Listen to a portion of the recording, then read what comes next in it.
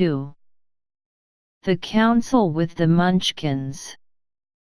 She was awakened by a shock, so sudden and severe that if Dorothy had not been lying on the soft bed she might have been hurt. As it was, the jar made her catch her breath and wonder what had happened, and Toto put his cold little nose into her face and whined dismally. Dorothy sat up and noticed that the house was not moving, nor was it dark, for the bright sunshine came in at the window, flooding the little room. She sprang from her bed and with Toto at her heels ran and opened the door.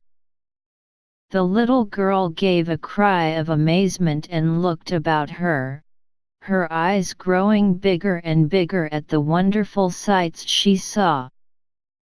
The cyclone had set the house down very gently for a cyclone in the midst of a country of marvelous beauty. There were lovely patches of greensward all about, with stately trees bearing rich and luscious fruits.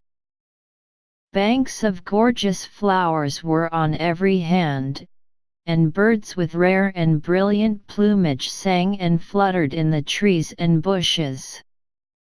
A little way off was a small brook, rushing and sparkling along between green banks, and murmuring in a voice very grateful to a little girl who had lived so long on the dry, gray prairies. While she stood looking eagerly at the strange and beautiful sights, she noticed coming toward her a group of the queerest people she had ever seen. They were not as big as the grown folk she had always been used to, but neither were they very small.